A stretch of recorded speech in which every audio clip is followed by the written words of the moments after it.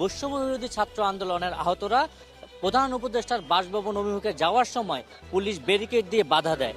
এই মুহূর্তে তারা হোটেল ইন্টারকন্টিনেন্টালের সামনে অবস্থান করছে। আমরা আহতদের সাথে কথা বলে যেটা জানতে পেরেছি যে তারা এই দাবিগুলো নিয়ে গতকাল রাত থেকেই কিন্তু সড়কে অবস্থান নিয়েছে এবং গতকাল রাত 10:30 নাগাদ তারা পঙ্গু হাসপাতালের সামনে এবং চক্ষুবিজ্ঞান হাসপাতালের সামনের যারা চিকিৎসাধীন আহতরা ছিলেন তারা কিন্তু সেখানে সড়ক অবরোধ করে অবস্থান নেন এবং তখন থেকেই তারা ঘোষণা দিয়েছেন তাদেরকে যতক্ষণ না পর্যন্ত লিখিত কোনো আশ্বাস না দেওয়া হবে ততক্ষণ তারা রাজপথ ছাড়বেন না।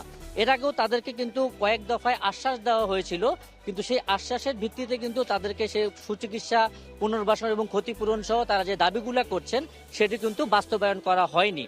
তো আজকে দুপুর থেকেও কিন্তু তারা এবং গতকালকে তারা ভোর রাত পর্যন্ত কিন্তু সড়কে অবস্থান করেছিলেন এবং আজকে আবার সকাল 11:30টার থেকে তারা কিন্তু শ্যামলী সড়কে কিন্তু অবস্থান নেয় এবং সেখানে কিন্তু তখন যান চলাচল বন্ধ ছিল।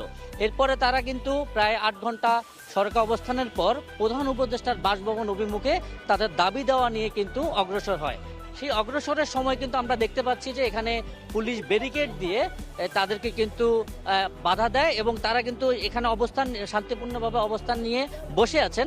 তাদের দাবি এখানে প্রধান উপদেষ্টার একজন প্রতিনিধি যতক্ষণ না আসবেন এবং তারা কিন্তু তাদের যে প্রতিনিধি এবং তাদের যে হাসনাত এবং সার্জিস তাদেরকেও কিন্তু তারা দাবি করছেন যে তারা তাদের সাথে এখন পর্যন্ত দেখা এখনো করেনি, তাদেরকে কিন্তু এই অবস্থায় এখানে আসছে। তো আমরা শেষ মুহূর্তে যেটা জানতে পেরেছি তারা যতক্ষণ না পর্যন্ত প্রধান উপদেষ্টার থেকে কোনো লিখিত রূপরেখা না আসবে ততক্ষণ পর্যন্ত তারা কিন্তু সড়ক ছেড়ে যাবে না। এই ছিল হোটেল